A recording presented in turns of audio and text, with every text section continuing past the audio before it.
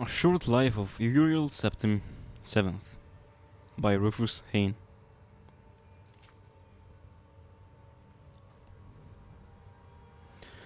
The early decades of Emperor Uriel's life were marked by aggressive expansion and consolidation of imperial influence throughout the empire. But especially in the east, in Morrowind and the Black Marsh, where the empire's power was limited, imperial culture was weak, and native customs and traditions were strong and staunchly opposed to assimilation. During this period, Uriel greatly benefited from the arcane support and shrewd counsel of his close advisor, the imperial battle mage, Yagar Tharn. The story of Uriel's marriage to the Princess Kola Voria is a less happy tale. Though she was a beautiful and charming woman, and greatly loved and admired by the people, the Empress was a deeply unpleasant, arrogant, ambitious, and grasping woman. She snared Uriel Septim with her feminine wiles, but Uriel Septim thereafter soon regretted his mistake, and was repelled by her. They heartily detested one another, and went out of their ways to hurt one another. The children were the victims of this unhappy marriage.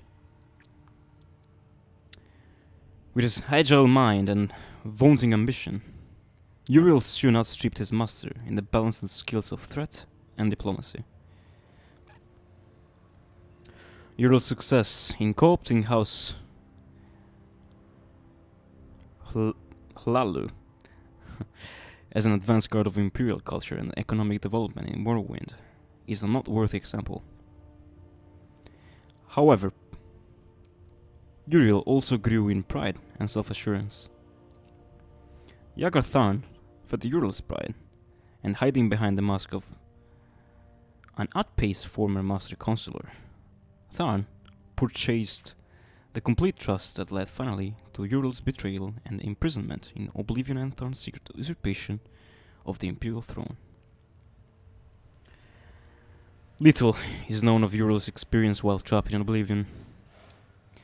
He says he remembers nothing but an endless sequence of waking and sleeping nightmares. He says he believed himself to be dreaming and had no notion of passage of time. Publicly, he long claimed to have no memory of the dreams and nightmares of his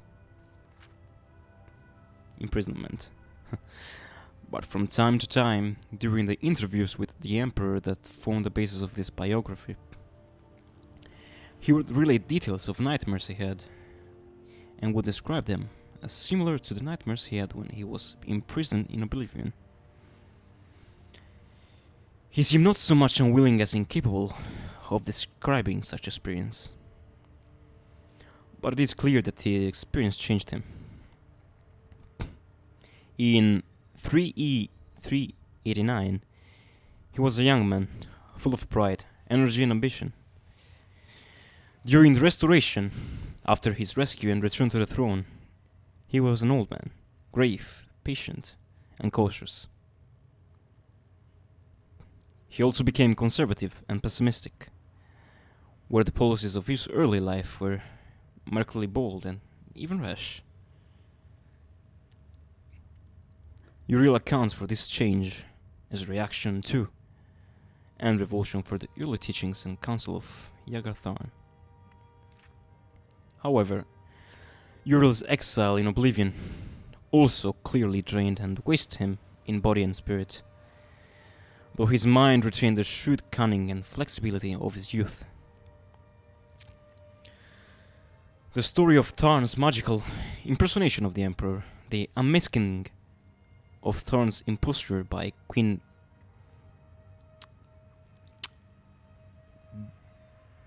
Barinzja, and the roles played by King Edwire, Rhea Silmain and her champion in assembling the Staff of Chaos, defeating the renegade imperial battle mage Yagar Thorn and restoring Uriel to the throne, is treated at length in Sir Gamboge's excellent 3-volume biography of Parenzyar. There is no reason to recount the narrative here. Summarized briefly, Jagarthurn's neglect and mismanagement of the imperial affairs resulted in a steady decline in the emperor's economic prosperity, allowed many petty lords and kings to challenge the authority of the empire, and permitted strong local rulers in the east and the west to indulge in open warfare over the lands and sovereign rights. 3E 399 450. Restoration, the Miracle of Peace, and Vardenfell. During the Restoration, Uriel Septim turned from the aggressive campaign of military intimidation and diplomatic accommodation of his earlier years and relied instead on clandestine manipulation of affairs behind the scenes, primarily through the agencies of the various branches of the Blades. A complete assessment of the methods and objectives of this period must wait until after the Emperor's death, when the voluminous diaries archived at his country estate may be open to the public, and when the Blades no longer need to maintain secrecy to protect the identities of its agents.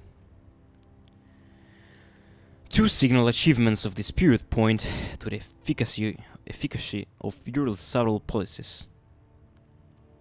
The Miracle of Peace, also popularly known as the Warp in the West, that transformed the Iliac Bay region from an unruly assortment of warring petty kingdoms into the well-ordered and peaceful modern counties of Hammerfell, Sentinel, Weirest, and Orsinium, and the colonization of Vardenfell, presided over by the skillful machinations of King Helseth of Morrowind and Lady Parenzia, the Queen Mother, which brought Morrowind more closely into the sphere of imperial influence.